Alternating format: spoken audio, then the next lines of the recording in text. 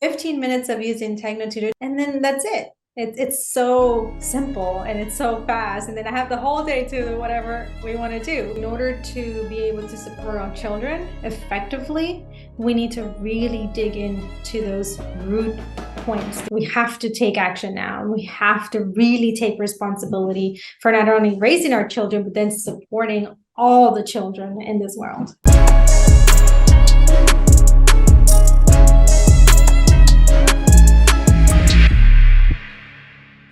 Welcome, Melissa. Great to have you here. How's it going? Great, and yourself? Thanks for having me. Doing well. Yeah, of course, of course. So we got a lot to cover here. We're gonna dive right in.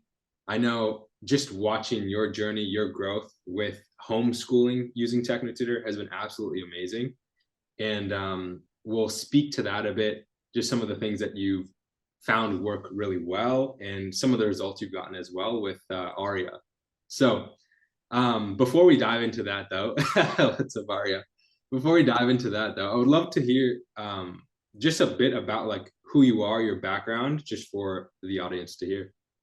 Yeah, so Melissa Valle. I actually worked as a life coach for children for many years and also supporting people more on the esoteric, holistic side of things. And it was always, I had children always coming to me. I had people always coming to me. And it was always that feeling of, I'm helping you, but I'm only giving you band-aids. And they can see the changes, but then they'll go back to something else. And then they'll go back to the same thing over and over again. And it was like, well, if this is supposed to be the answer, why aren't people actually making real changes and moving forward and actually getting out of those fits? So like, it was just mainly supporting people through a more holistic way, and specifically focusing on children. Okay. And so that was kind of the world you were coming in beforehand. Could you speak to that just a bit? Like in terms of working with children, like going back to the same patterns, going back to the same things. Could you speak to a little bit about your experience within that? Absolutely. And I'll give you a great example. I had a client years ago who was a young girl, and she had all these autoimmune diseases. She couldn't leave her house. And we worked on it, and the mother kept saying, yeah, she's getting better, but and so it was a very slow process. And I was like, okay, well, that's normal. But then as I dug into helping the child, I realized that the problem was a lot bigger. The house was very harmful for the child, the parents. There was a lot of fear. The father actually, he had threatened the mother to kill them all if she ever lived. So the child was absorbing all of these things.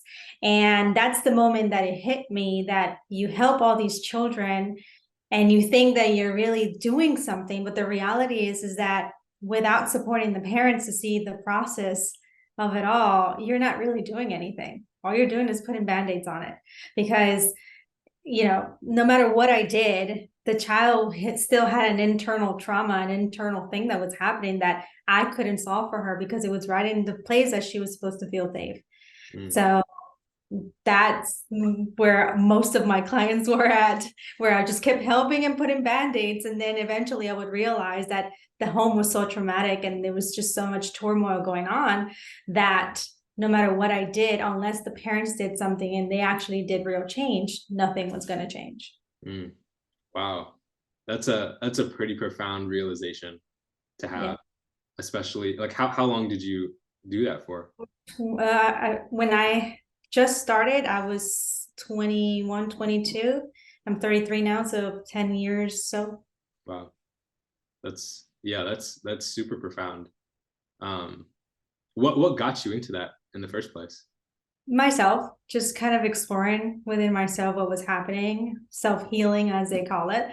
But then as we all, because we have so many issues within ourselves, we want to go and help the world as well.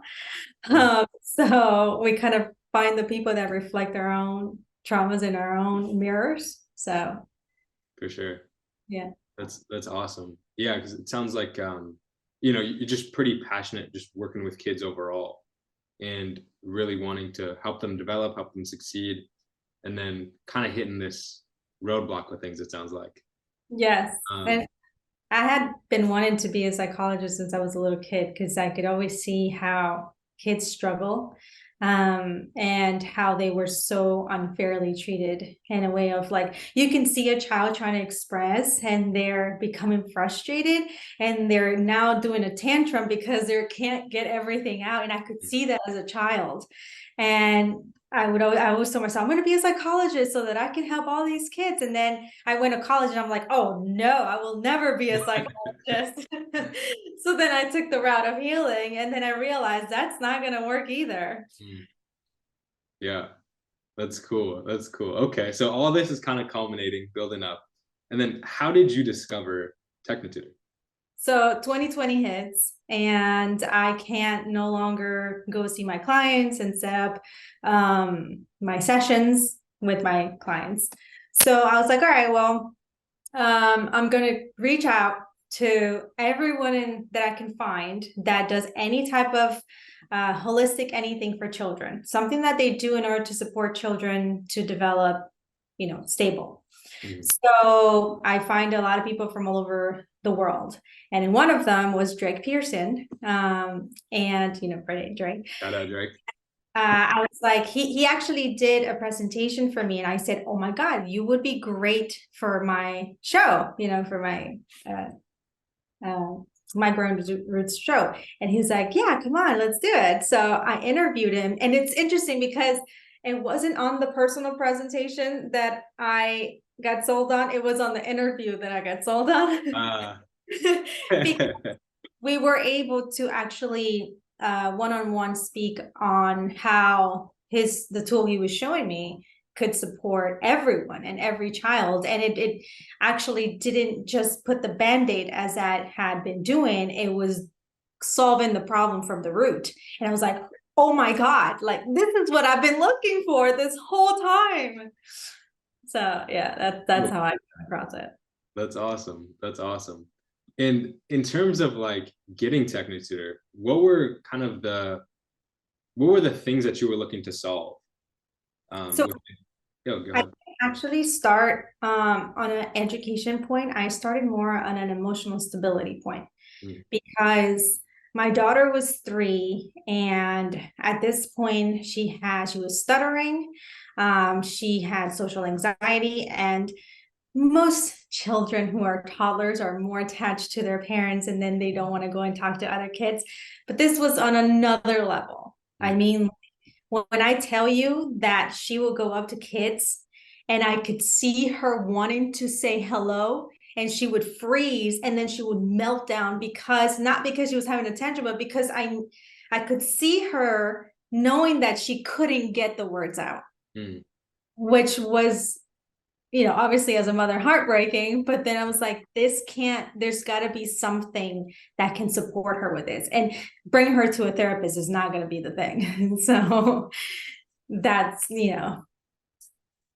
kind of like how it went in. Yeah, so that's what initially had kind of got your attention, just being able to create that stability for Arya, for your daughter, right? Okay, so she was 3 at the time. Yep. And then you get TechnoTutor. What are kind of the first things that you use it for right away? And then what did you notice with that as well? So the first things I did was working on myself. So even though I didn't know then, I started using the tool to put the words like, talking words for her. Eventually I realized that I was the one that needed to change it within myself. And having a lot of support from Drake, also having talks with him, because I was like, okay, so like, how do I solve this? And just having him ask questions, and then just really asking myself, what's the worst that can happen if she stutters? Like, what's going to happen?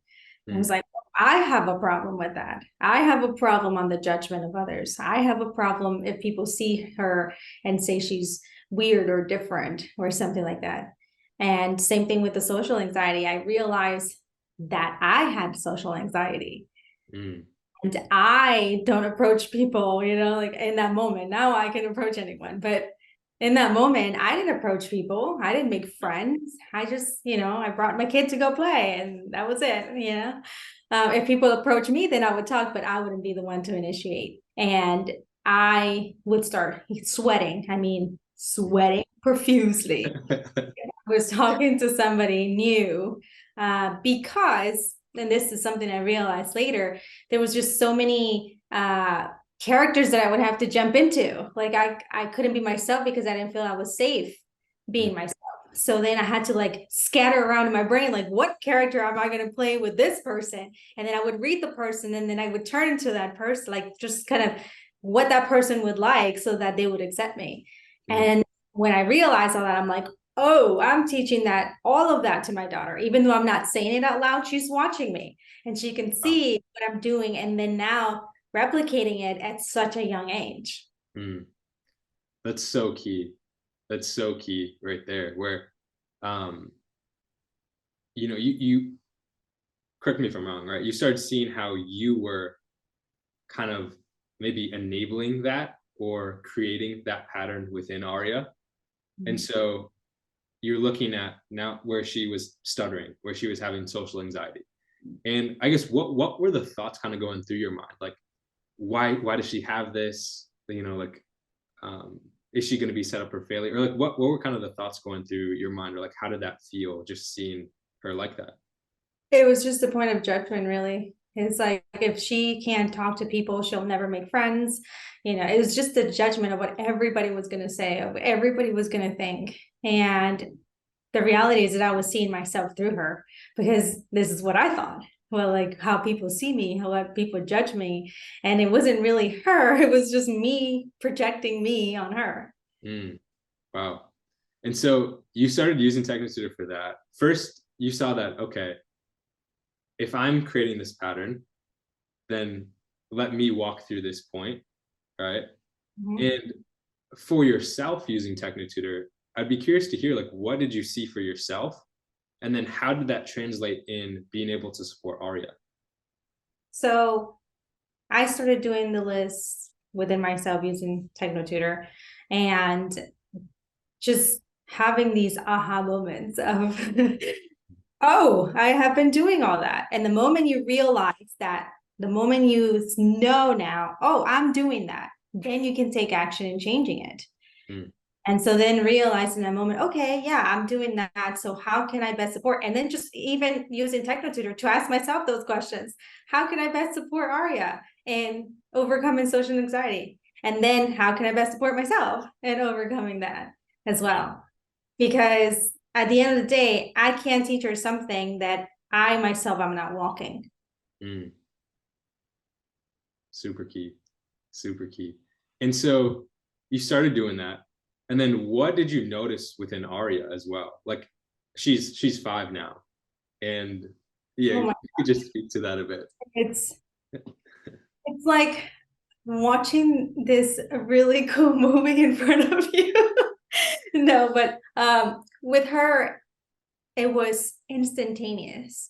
Mm, Like, for example, on the point of social anxiety, right? mm, I got to the point I was like, okay, so I did my own work with TechnoTutor and I just like really dug into myself, like what is causing this for me? And the next day I was at a botanical gardens with her and I sat down. Now, mind you, she's 3, okay? I sat down with her and I bought her some ice cream and we both sat down. I said, I need to have a conversation with you. She was like, okay. And I said, you know how your brain thinks about doing something?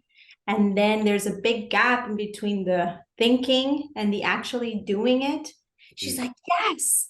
And I was like, so right now I see that you're here in this space, but we're not making the connection and we have to bring those thoughts into reality. She's like, oh. So I said, what do you think why do you think you can't connect that gap?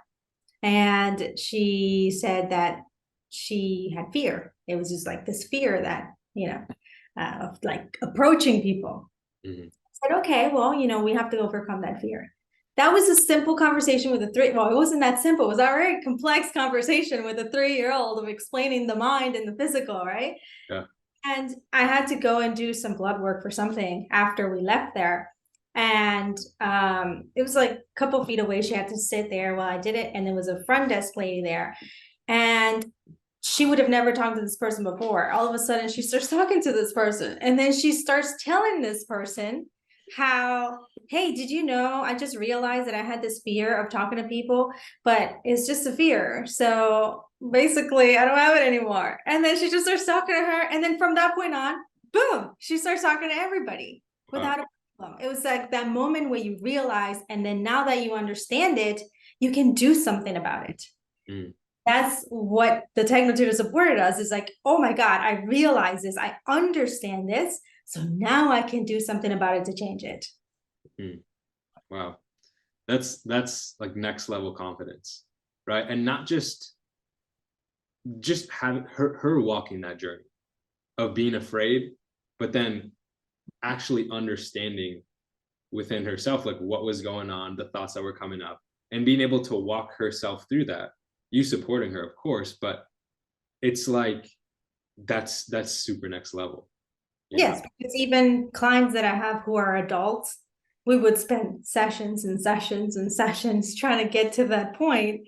And here's a 3-year-old. They're so tiny, and they're still just learning how to hold a pencil, and she could process that. And to me, I would never not use the tool, because it's a level of understanding that it's unreal, right? Yeah, and you look at like even just where she's at today with things, where I mean, we were in San Diego for the Self-Perfected event, and she got up on stage and was sharing with people how she overcame anxiety in a moment of like going shopping. My name is Arya, Arya. So whenever we go to whenever I want to buy Barbie or anything, I get anxiety. I start whining, crying, doing tantrums, and I got a list on TechnoTutor, and that's how I got it away, and now I don't have it anymore. Could you share that a bit here? Yeah, and that was really interesting because I didn't want to go up there. And I kept trying to convince her and sell her on not going up there. Mm. And so she was like, I want to go up there. I'm going to go and talk about my recent thing. I was like, okay, well, we have to ask Drake if we can do that. And she's like, okay, well, let's go. And I'm like, dang it. Okay, fine. So then we couldn't get through this door to get to him. I'm like, let's just go back and sit down. She's like, no, let's just cut through the people and then go. And then we went, and she asked him, and then he said yes. I'm like, oh no, I'm gonna have to go up there. And the greatest part of all is that at this point where we're at, she what is that called? She calls me out. Right? Like if I'm doing something and it's not right, she'll say, you're either having fear or you're doing this, but don't stop me. Hey, Arya. It's frozen. It's frozen? Turn it on. Did I have it back on? Yeah. So she was just like, I'm determined this is gonna happen. So, you figure it out with you. We're doing this. So we go and we ask, and then we go up there.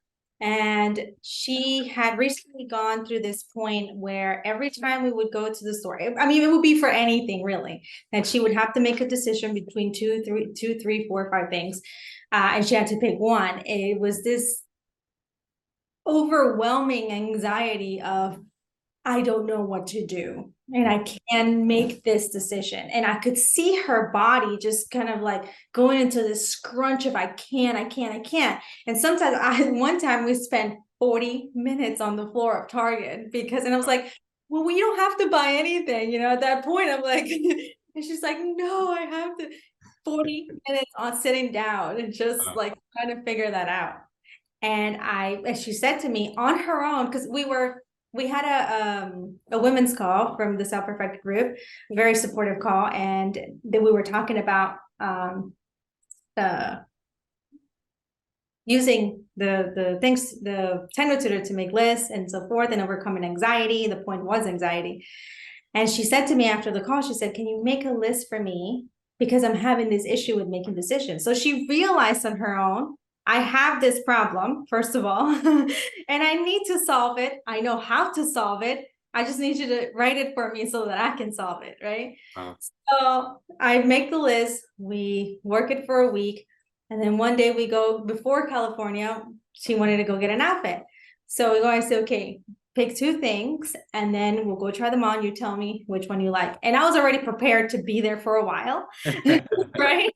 Yeah. And all of a sudden she's like, okay, well, I like this shirt because blah, blah, blah. So she was calling out the facts, right? And then I like this skirt because blah, blah, blah, blah, blah. Okay, this is what I'm gonna get. And then she stops and goes, Mommy, I just made a decision and I didn't get anxiety. And she's like, oh my God, it worked. And I was like, yes, it did. She's like, oh my God, it was so exciting, because how many kids do you see that can realize, first of all, that they have a problem, which, by the way, even most adults can't figure out that they have a problem, right? And they say, I have this problem, I have to solve it, because also as adults, we know also we have a problem, but we do nothing about it. So I have a problem, I have to solve it. Here's my solution. And she implemented it. That was amazing. Yeah. What's that like as a parent, seeing that? It is amazing. But then also realizing, like, I need to step up every single time, because she's running and I'm speeding, but I'm not going fast enough. You know? So it's trying to catch up, because I have so much buildup, right, from my own childhood. Sometimes when she wants to do things, like for example, she just wrote a book and I kind of brushed it off, like, whatever, you know, like it's just like she's just being a kid and she just wants that. But realizing when you really have to be present for the child and not just brush it up just because you don't have the per se balls to do it, right? Because for me it's like, well, you know, who's gonna buy it, or who's gonna, like, this is just a kid thing. But for her, it was like, no, this is my book and this is my vision and I'm going to implement it. And she had a whole lot different vision that I had. And that's a point that we weren't raised with, to see beyond our present moment, beyond tomorrow, beyond the weekend, right? She was able to do that. And I have to catch up to those things. That's amazing. Let's talk about that for a moment, because I know that's pretty recent, where, you know, she wrote and published her own book. I'm gonna show you one page. What's the name of the book? The name of the book is Violent Junior with his favorite toy. With her favorite toy? I said his. Okay, this is the first page I'm not gonna show you. I'm only gonna show you. I don't know why this is. That's it. The end. No, that's not the end. So if you want it, get it. Just get it. Is that Violin Girl Chinia? That's me. Okay. Yeah. Could you speak to that a bit? Yeah. So it's mostly related to us learning about different countries, really. We learned that China made paper. We learned that the Romans bind the pages in order to turn them into books. And it's really interesting to see, because she not only saw like, okay, well, it's just paper, or they just did that. It was like, oh, well, what can I do with that? And she was just sitting there. We were reading a book and she just said, hey, I want to write my own book. And that was like the night before we were reading to go to bed. So I was like, okay, cool. Yeah. Right. Like, you like, yeah. And she's like, okay, she wakes up, and she had woken up in the middle of the night. So I was in her room and I turn around, she has a like an art table in her room, so she can sit down and she can grab paper and colors and stuff. And I see her sitting down and she's drawing, and I'm like, half asleep, I'm like, what are you doing? Right? She's like, oh, I'm making my book. what? And she just like starts drawing and starts making her stuff. I'm like, all right, okay.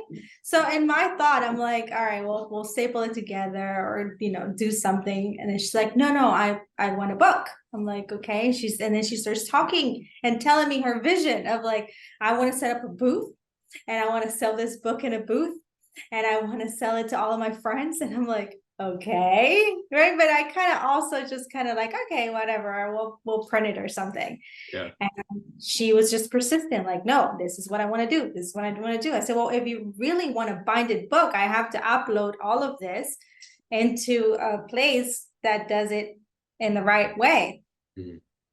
Well, for like 3 days, he was on me. Okay, so are they ready now? Are they ready now? I'm like, no, there's a process for it, right? So like learning that process of, I have to wait for that because now that's out of my control, right? And then the process of, okay, so now I have the books, I have to do something to go sell them. That was even better.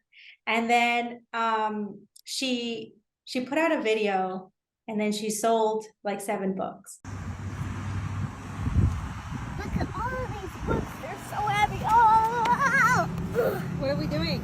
We're gonna melt these books. Mhm. And then she was like, okay, that's really cool, right? Like, that's all my book. But then she was like, okay, well, I have to keep going. So we start going to our neighbors and like, she now talks to everybody. I mean, sometimes I'm like, all right, let's go. Right. So she goes and she knocks on the neighbors' doors. She starts talking about their dog, you know, kind of sweet talking them. And she's like, yeah, I wrote this book and I'm selling it. And she's like, really? He's like, yeah, it's a kid's book. You really like it. And then you can write your own story. No, well, I have a nephew that would like, she's like, yeah, just buy it. It wasn't like, there was no like, how a person who has fear of selling something, you're trying to convince the person to buy it. She was like, no, just buy it. Like Door to door. yeah, like just like, come on, let's get this done, right? Yeah. And she did. She bought the book. But the best part was when she physically gave the lady the book. She was so excited. She was jumping and she just kept saying, Mommy, I did it. I sold my first book. And in my brain, I'm like, well, this is like number 8. But then it hit me like, no, she physically just moved herself in real time and pushed herself to sell something she created. And this means a lot more than anything else because she is the one that did it. Mm-hmm. And that was amazing. So I was like, all right, so we obviously have to do the booth because it's gonna help her more.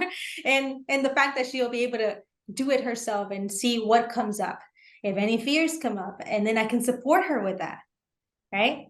Yeah. And the final part was when we did those, we actually started doing the math to help her understand that there's shipping costs, there's printing costs. And then she realized that it wasn't like all this money that came in was just going to be for her. She had to subtract and pay all the money that had been used for printing and shipping. Yeah. And what was left. And she was like, oh, okay. So I don't get all the money. I'm like, no, you don't. But that was cool because now she realizes that it's not just, hey, I'm going to get all this money just because people are, paying for it. There's costs associated with it. Wow. That's so amazing. Just to kind of highlight, like, it wasn't like you were like, all right, make this book. Like, you can sell this. You can go talk to people. You can go door to door. This was her. Like, I'm going to make this book. I'm going to draw the pictures. I'm going to put it together. I'm going to ask my mom to help me go actually print it. I'm going to go set up a booth. I'm going to go out literally door knocking, talking to people, selling my book, selling what I created. And it was from her. Yeah. She was driving everything forward. Yeah. Go ahead. I even had people that when I posted her video, they were like, oh, this is so cool. They would private message me and say, this is so cool. My kid also did that. I should get it printed. And I'm thinking to myself, like, yeah, that's cool. Go ahead. But it wasn't your kid's idea. So in a sense, the excitement of here's something I created and then I wanted to print it to sell it, it's different. Because it's coming from her own idea of this is my vision, her own vision of what she wants to do with that, right? Instead of like, oh yeah, I have this book that my mom printed for me because that's what she did, right? Like, I don't know if you ever had, but like my parents, they made like these books and of like pictures of when we were kids and like stuff like that, or books we made. And I'm like, all right, cool, right? And you're like, oh, but it's so cute. And you're like, okay, Yeah. It's like that she has ownership over it. there's a different starting point. Yeah. And you look at what that results in long term, like that confidence, that initiative, that ability to actually communicate and articulate what you need, what you want, your vision for things. It's like that is super next level. Exactly. So what's up, Arya? Awesome book. If anyone watching this wants to support Arya, wants to get the book, I guess what's the best way? Just reach out to you. Yeah. Okay, cool. And I'll put contact and stuff in the bio. So awesome. cool. But yeah. So and then see, that's not where the way that I see it is, for example, little things that I have noticed. She just started gymnastics, for example. She didn't start gymnastics because I was like, I need to keep my daughter busy and she needs to go do something so that she can get off my back. It was her saying, I really want to learn how to do cartwheels. I really want to know how to do splits. I really want to know how to do all these things and backflips. And I was like, well, I don't know how to do that, but I'm sure in a safe place they can, when they have mats and stuff you can land on, you can do that. So I searched and I said, and this was back in May. And I said, well, we have to wait till the fall or school starts because that's when the new session starts. So she waited that whole time and she didn't change her mind. She had a focus. This is what she's going to do.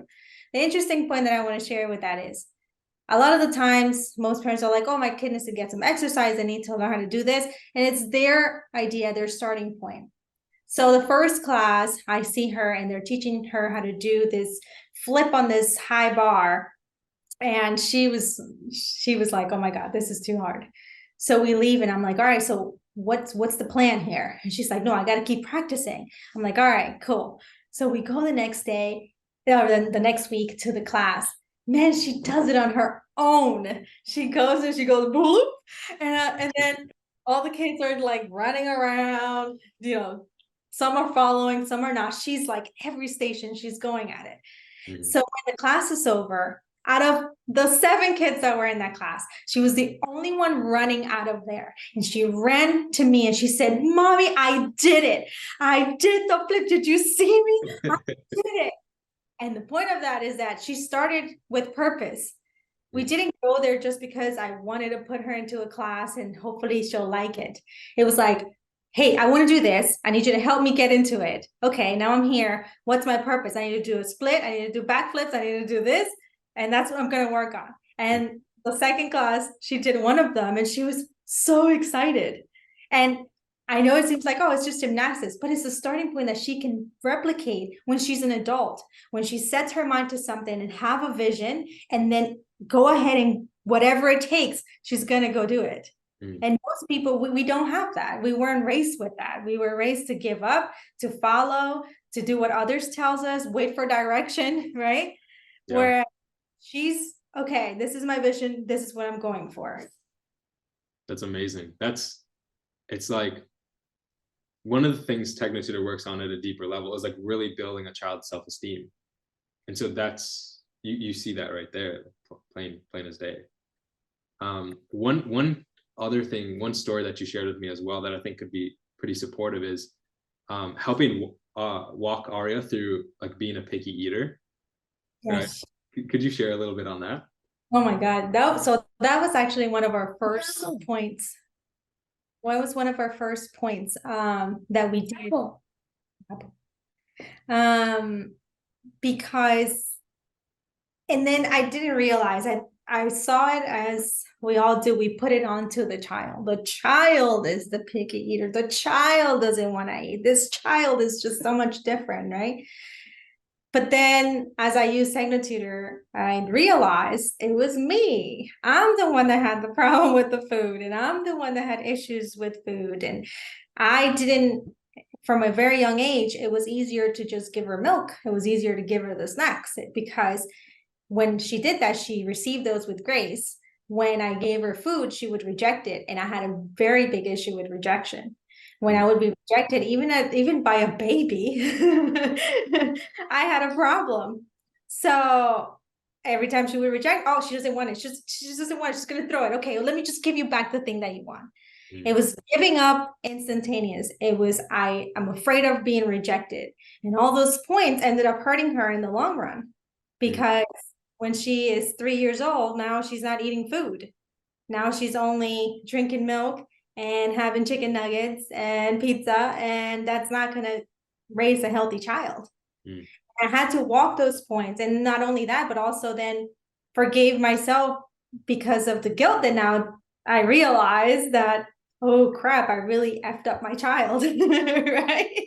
So walking through all that was hard. And for myself, because it's like, this was my responsibility. And because of these programs I had, I ended up now having to work 3-4 times as hard to support her just to eat something that humans should do, right? So then slowly we began, okay, as I began to kind of work it within myself, she began to eat more foods and more foods. I was like, oh, okay, we're good with that. But even after like 6 months, I remember one day my husband telling her, oh, let's have she would only have cheese sandwiches, for example. And he was like, let's add some ham in there. And she was like, no. And I remember being in the kitchen, they were, let's say, facing that way, and I was behind, and being in the kitchen doing this. And I caught myself and I looked, I'm like, why are my fists like this, right? Because I was cringing at the fact that I knew, I'm like, she's going to reject it. She's going to say no. She's going to say no. Oh my God. Oh my God. And I was like, why am I doing that? And then she ended up saying yes to him. And I'm like, what? Right? Because he had no problem. He had no issue. He knew how to support her to sell her on eating it. That was it. But I had the issue of like, oh my gosh, she's going to say no, she's going to reject it, she's going to, and then that in itself cost me not to actually support her because I'm too busy in my own mind. For sure. So slowly working more on those things as well, subconsciously. And now it's like, okay, well, we've got to try new foods, and explaining to her why food is important from a totally different perspective than an emotional thing. It's more of a, this is why we need food. This is why we need vegetables. This is why we need fruits. This is why we need this. And now I don't have that emotional charge of like, oh my gosh, she's not going to do it. Oh my God, right? It's just like, okay, let's do this. And it's going to take as long as it takes, but we're going to get there. The delicious macaron. Welcome to our journey. We've been making some cannolis. I cooked my own breakfast for my first time. Isn't that awesome? That's super cool. Yeah, because I mean, at the end of the day, really, it's like our kids are just a reflection of who we are. And so without even knowing it, we can sometimes put those limitations, put those like projections onto them, and they will start to take on like being a picky eater, right? So it's really cool to see how you've used TechnoTutor to support yourself and support Arya through that, because I hear that all the time talking with parents. You know, it's like, my child, they're so picky, like they only eat chicken nuggets and pizza, you know, but like really being able to walk through that, like that's super amazing. One thing I want to, oh, go ahead.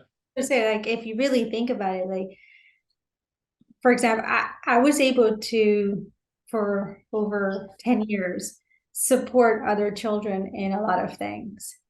But was I actually supporting them? I mean, look at how many things I really had going on. And if you haven't walked those points where you've come to being really stable for someone, can you actually and effectively support another person, specifically a child? Like, though, that's one thing that I always, even with anything that comes up with Arya, it's always like, okay, we have to walk this point, because, and I have to walk it within myself, because this is going to be what is going to help her if I walk through it, and how I'm going to support other of my clients for either healing or TechnoTutor or whatever. It's going to be, I have to be the living example. And that has become so clear, and just by walking this process within myself and Arya. Super profound, but also very key at the same time. I appreciate you sharing all that. One thing I wanna touch on here as well is, so you completely homeschool using TechnoTutor, right? Can you share a bit about how that process has been going? You know, like kind of what day to day looks like? Yeah. So it's 15 minutes of TechnoTutor, and then we do whatever we want. Astronaut time! Astronaut time, time, time! Astronaut time! Astronaut time, time, time! That's what it looks like. No, it just depends on what she wants to learn, really. Like, for example, in the past year, she's been into architecture.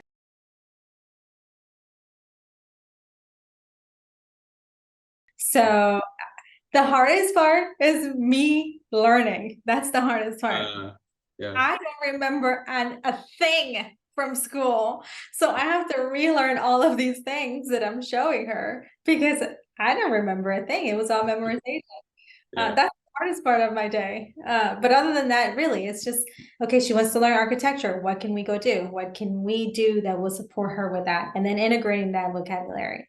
And then within that, there's so much that you can do. Like even just learning about a column. How long is the column? Then you have numbers, you have math. Read about what the column's name is. You're reading right there. So you're integrating absolutely everything with something that she likes.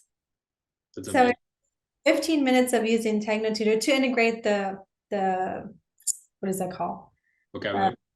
Yeah, but the starting vocabulary, the basics, to start up with basics, but then also supporting her with anything she may be learning.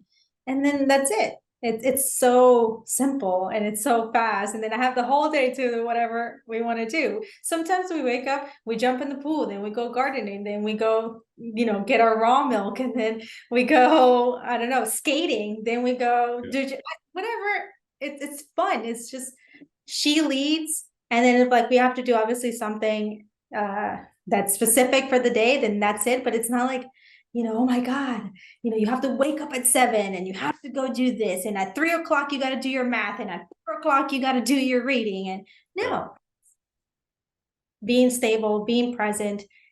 And she's exceeding more than any child that I have seen at her age. I'm going to show you how to make hydrogen. So you need one of these, and you need one of these. It's a proton and an electron. We learned about the human body. We learned about the anatomy of a plant. We've learned about volcanoes, everything that has to do with that.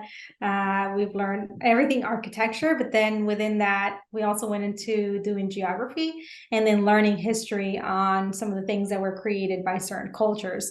Not the history of like who beat who and all that crap. It's mostly what was created that we still use today to support humanity.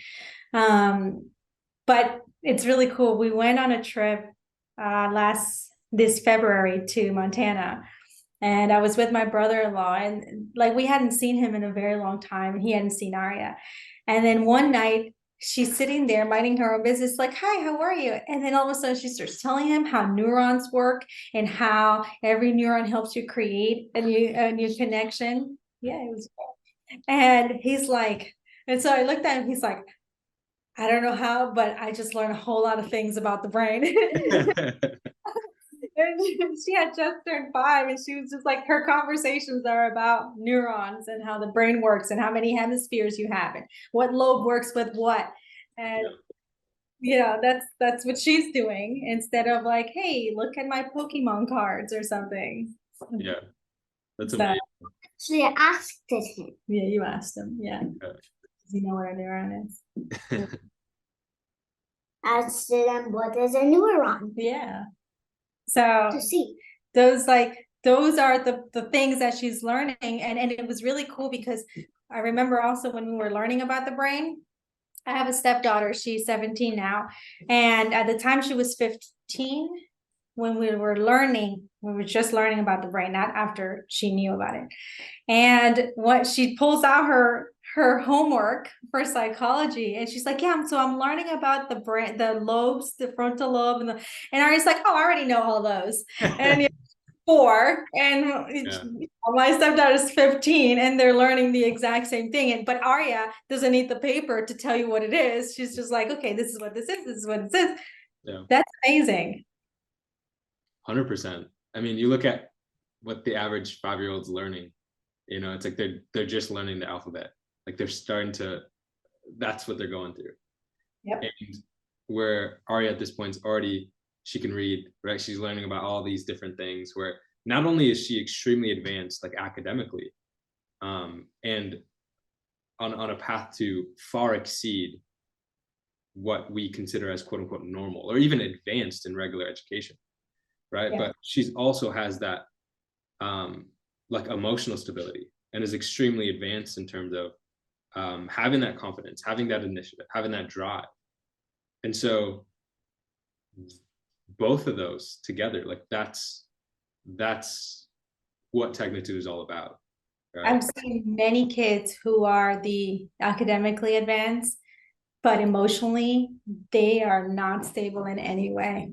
And usually, you know, parents, what ends up happening is like, how can you punish a child that's so smart?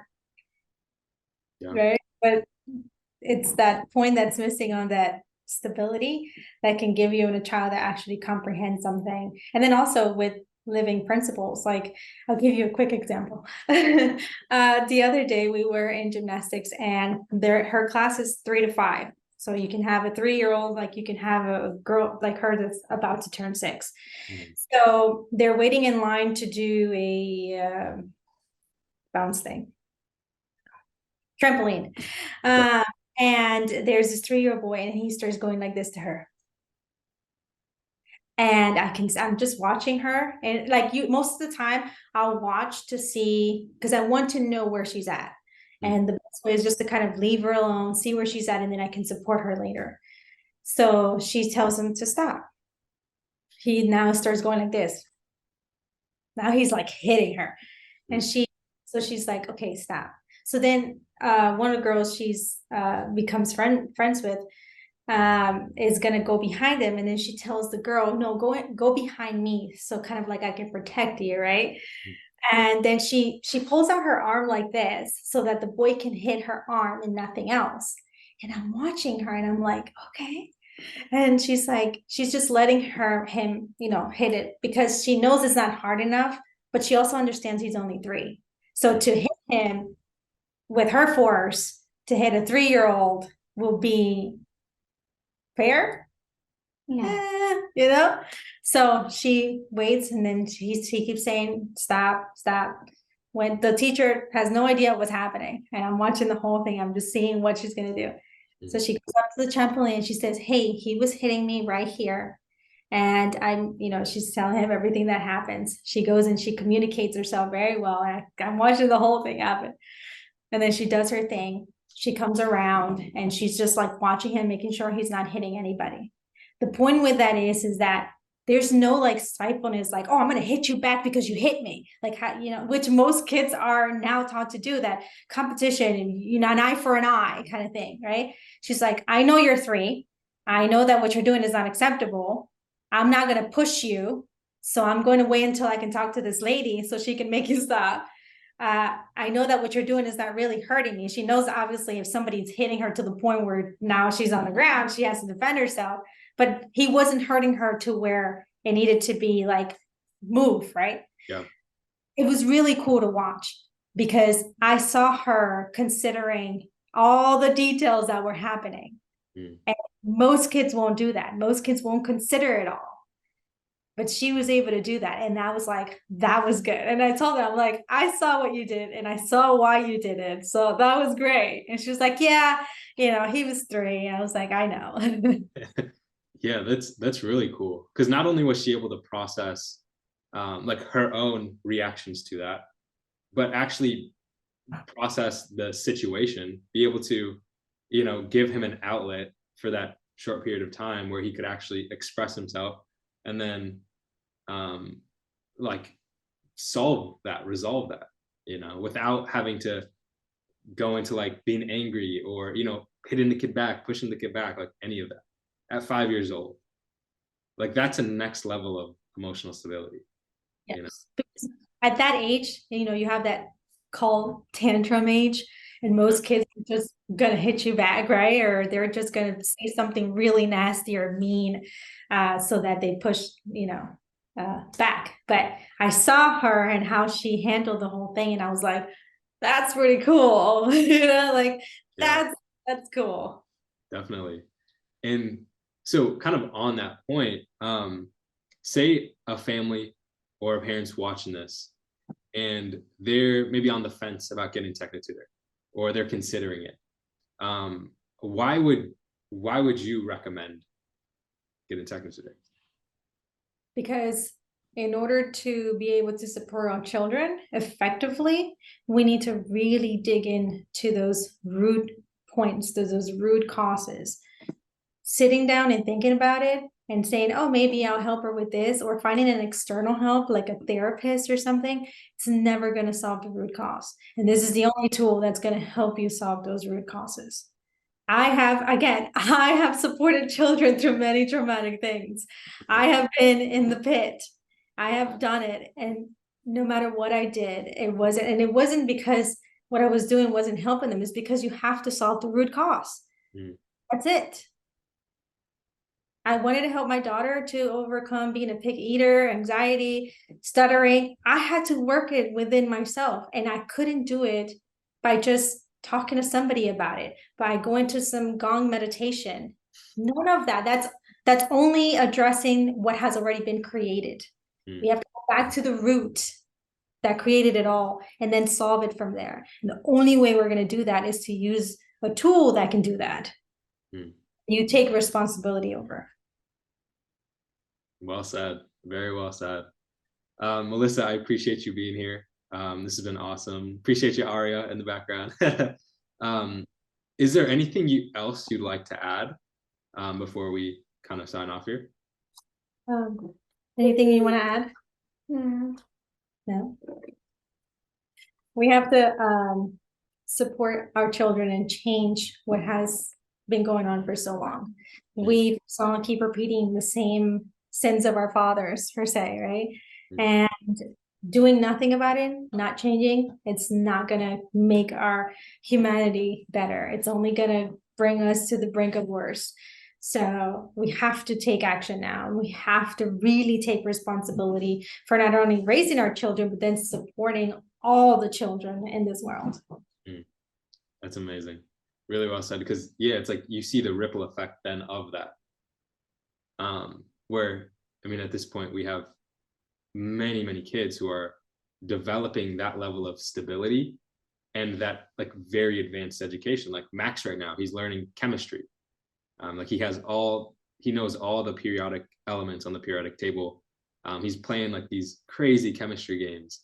He can tell you the difference between nuclear chemistry and like regular chemistry.